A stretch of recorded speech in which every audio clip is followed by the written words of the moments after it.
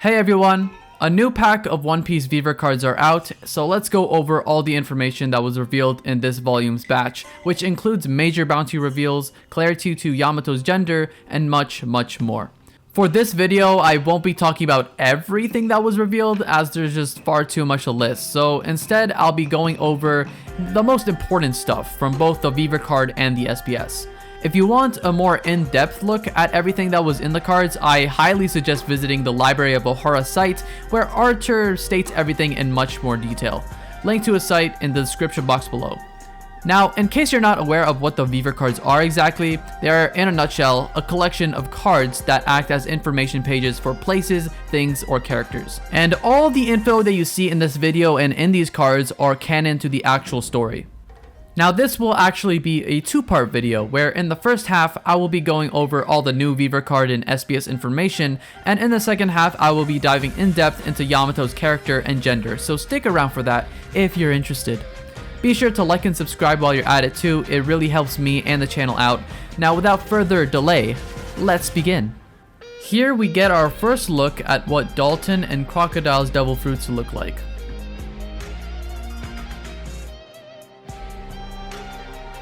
We also got some initial sketches for a couple characters.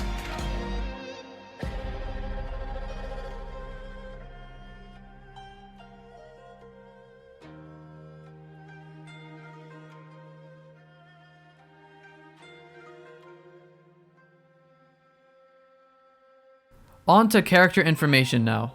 It was revealed that all 6 members of the Tobiropo utilize both observation and armament and hockey. Now, I find that kind of weird because we didn't really get to see that much with any of the Tobiropo besides Alti and Who's Who, but apparently Sasaki, Black Maria, Page 1, they all have observation and armament and hockey.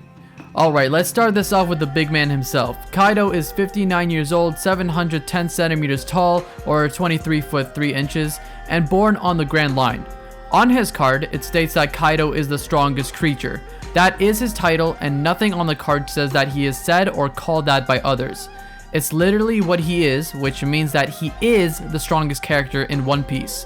If we're counting humans as creatures, that is. It's not entirely clear what the name creature embodies exactly, but if humans are part of that, then Kaido is in fact the strongest character in the series. Next up is King, who is 47 years old, 613 centimeters tall, or 20 foot 1 inch, and born on the Grand Line. King was amazed by Kaido's strength and joined him only because of how strong he was. Kaido too was impressed by King's strength and included him in his crew. Together they made Wano their headquarters. King is also the strongest of the All-Stars, and his strength is only second to that of Kaido. Not only that, but when Kaido wanted to join the Summit War 2 years ago, apparently King was right there with him, but as we all know, Shanks and his crew stopped him. No other Beast Pirates member has this info box, so this implies that Kaido and King were the only ones to go. There's not much to say about Queen, so I'll just include it right here. He's 56 years old, 612 centimeters tall, and born on the Grand Line. Now, Jack and Queen didn't actually become calamities right away after joining the Beast Pirates, but rather they gained this position by climbing up the ranks themselves. Perhaps this implies that there existed calamities before them, which would make sense. We also got a very important revelation about Onimaru. So as it turns out, Onimaru is actually a real fox who ate a human mythical zone fruit. This fruit allows him to transform into an Onmyodo. Now, I'm sure that most of you don't know what an Onmyoji or an Onmyodo is, so I'll explain it here. They were basically just specialists in magic and divination. Their core responsibilities range from tasks such as keeping track of the calendar to mystical duties such as divination and protection of the capital from evil spirits, which really reflects the task that Onimaru had as a fox.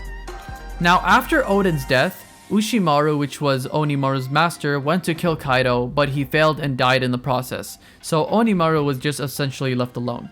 Now back to the Tobiropo. So as it turns out, Alti and Page 1 are in fact real siblings, and their father was a pirate, but he died for unclear reasons. After that, Kaido was the one who took care of them, but Alti stole 2 devil fruits from him, ate one, and gave the other one to Page 1, and that's how they got their devil fruit powers. What you are seeing on screen right now is actually Black Maria's hybrid form. This was confirmed in the Vivre cards, and not only that, but the reason why this spider or her abdominal area has a face is because she's eating or using a rumble ball like drug. Alright, that pretty much does it for the large majority of the important information. Now I'll just be going over some minor things real quick. Luffy is the first opponent that Kaido sees worthy of actually fighting serious against ever since he fought Odin, so he is in a very good mood right now. Shanks in the mud. Orochi is 54 years old and 350 centimeters tall. Who's Who was born in the North Blue, and the handcuffs that Yamato had on and Luffy ripped off were partly made out of sea stone. Hacha from the numbers is 188 years old, 6,680 centimeters tall, and comes from Punk Hazard. Hitetsu is from Wano and he is 58 years old. Now this means that the timelines between him and Sukiyaki don't match up, making it impossible for him to actually be Sukiyaki like many people theorized, unless, you know, his identity as Hitetsu is actually fake. Both Kid and Kaido have all three types of Haki. This shouldn't really come as a surprise, but the surprising thing is that Zoro is not stated to have Conquerors in his card, which is kind of weird. Killer, Apu, Drake, and Hawkins all use Arminin and Observation Haki, and Apu ate the Oto Oto no Mi, or the Sound fruit. Killer's Punishers can create shockwaves by rotating at the speed of sound, which upon impact causes internal damage to the opponent. Sengoku didn't only take care of Corazon as a father, but he also did the same for Drake when he fled from his father and the island that Doflamingo was on the night where he was trying to retrieve the Op fruit. Any of you remember this guy from Act 2? Yeah, me neither. It turns out that this guy is Shinobu's brother. Fun fact, the 6 marks on Hawkins' face that you thought were tattoos or some cool symbol or something, yeah, those are his eyebrows. Speaking of weird, here's the humanized version of Kaido's weapon. You're welcome. We also got some info about Cypher Pole, but it was basically everything we knew already, except it was just organized and told to us better. I'm just going to include it here just in case you're not aware. So Cypher Pole is an organization of spies who do covert jobs for the government and are known from CP1 to CP8. Now CP9 is kind of the unknown. They do the shadow work and everything, and they erase anybody who thinks that the government is a hindrance, aka they're basically a group of assassins. Now CP0 are the guardians of the Celestial Dragons. They're known to everyone. They're not like hidden in the shadows or anything, but they are the strongest out of all the CPs. Roger's Divine Departure technique and Odin's Paradise Totsuga technique were both imbued with Conqueror's Haki. Finally, we have Robin at ages 40 and 60. Age like fine wine. Not the bad timeline though. I wish I didn't see that, but yeah. Robin. And yeah, that pretty much does it for all the character info. Now on to the bounties, because I'm sure most of you have been waiting for that, so let's get to it. Starting at the bottom of the barrel, we have page 1 with a bounty of 290 million berry. Next, we have his sister, Alti, with a bounty of 400 million berry.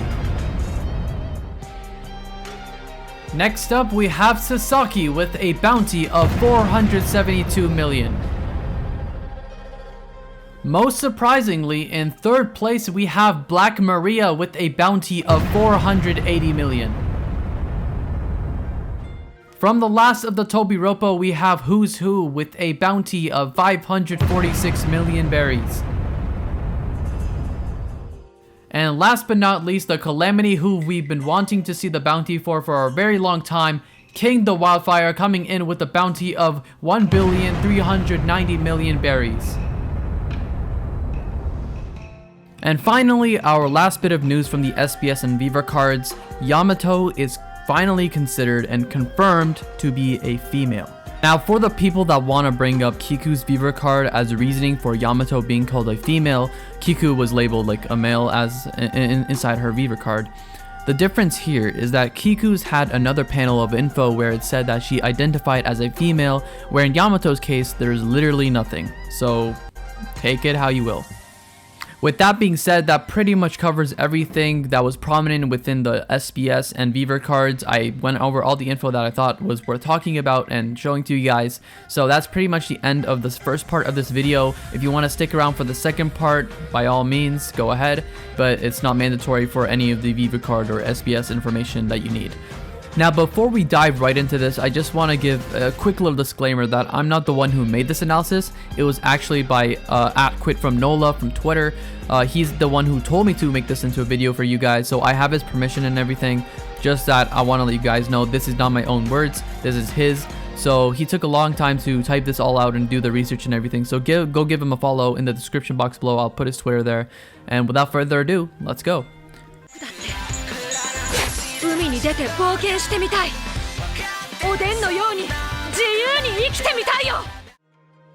First, let's start with the foundation and the basis of her character, which was confirmed through her fruit. Yamato, believe it or not, is based on the legendary crossdresser Yamato Takeru. Now, I'm sure that most of you aren't aware of who Takeru is, but he was a legendary prince of the Yamato dynasty, and he was the son of the 12th emperor of Japan, who was Emperor Keiko. Right away, you can already draw some similarities to Yamato's situation with Kaido. Even the name Keiko and Kaido kind of sound similar. Now, Takeru is renowned for cross-dressing as a maidservant to take out his enemies from the Kumaso leaders. Yamato impersonating Odin is the cross-dressing reference in One Piece, except it's just taken to the extreme. Now for the Devil Fruit connection. It is said that in the 2nd century AD, Takeru lost his way in the mountains and became distressed. Right then, a white wolf appeared, led him out of the forest, and saved his life. These wolf gods were referred to as Oguchi no Makami. Now, I'm sure that most of you have already tied in the connection, but guess what Yamato's devil fruit is? That's right, it's the Inu Inu no Mi model Okuchi no Makami, the same white wolf that saved Takeru. The wolf is also known as the guardian deity of Wano, so this fits perfectly within the narrative. So instead of Yamato being a direct parallel to Takeru, she is actually the embodiment of both Takeru and that white wolf. Now, so far you might be wondering that this is kind of shallow. Well, this is just the very foundation of her character and just proving that Takeru connection. By this point, some of you may have already made some counter arguments, such as, well, Takeru is, well, you know, a man, so she's a man too. That's kind of a weak argument, but we'll just let it go for now because we're gonna get more in-depth into this and then you'll see. Let's start with one of the most prominent things from her character introduction that apparently a lot of people just think is a cool mask. So this is a Hanya mask and it holds some great significance. It represents a woman's obsession and jealousy. Who is Yamato obsessed with? Well, Odin. And I'm just gonna put some emphasis on a woman's obsession. Yamato is so unbelievably obsessed with Kozuki Odin, she has literally confused most of the fanbase into thinking she is trans. It is, I must admit, a masterful troll. But what happens first in the chapter 984? I want to be Kozuki Odin. Hopefully no one reading this actually believes this is feasible. And guess what happens later? We get that panel that just divides the entire fanbase in half because some people forget the context of the situation. Remember, we just read that she wants to be, she wants to become Odin. So here is the major reveal which literally snapped the entire fanbase in half and broke everyone's minds. Luffy is taking the seat of the reader here and saying exactly what we're thinking. So we're presented with two takes here and we have to make sense out of it. Son or daughter? Well, the answer is really simple, but people are taking this too deep. They're thinking too much about it. The character box that Oda himself writes trumps the dynamic narrative that has been built up around Yamato. But how is that so? At the time of this chapter release, the only real connections you can make were 1, the Hanya mask, 2, the name Yamato itself, and 3, the cross-dressing that she did.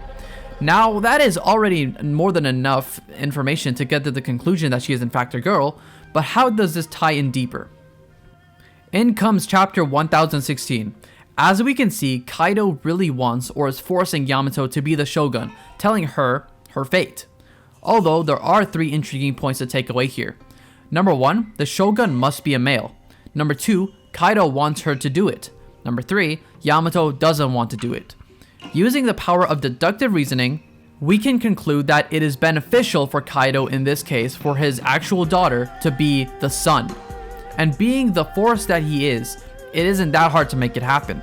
Let's take a step back and look at how she is 28 and has been forced here for 2 decades with explosive cuffs. And this leads me to the weakest point I've heard anybody say, and that's that Kaido at least respects Yamato's pronouns. Okay, I don't know if we're reading the same story, but that's not what's going on. Kaido abuses his child, but Kaido respects pronouns? That makes 0 sense. Kaido is an asshole. I doubt he could give a flying fuck what Yamato wants to be called. Kaido has something to gain, and that's Yamato being the Shogun. That explains why she is the sun with that Hanya mask and is hiding her true self. That is why the scene, "My other name is Yamato," hit good, because it was the first time we really saw the real Yamato. Another weak pronoun argument is that Yamato uses the word boku to refer to herself. Although this word was intended for male use originally, this doesn't really prove anything anymore because boys and girls still use this in urban areas of Japan. Proceeding toward the end of this analysis, I just want to bring up some obvious delusional moments from the manga, which I don't even need anymore. I think the point is already across, but in case you still don't believe me, I just need to bring this up because it shows that she's obviously a girl cross-dressing as Odin, and that's it. Like this panel here, or these panels here, or these panels here. Or what about this One Piece Heroines cover which features Yamato alongside all the other girls? This is official Shueisha product and supported by Oda himself.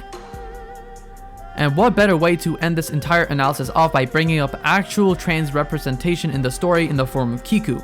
Here we have two figures, one of Kiku and Yamato.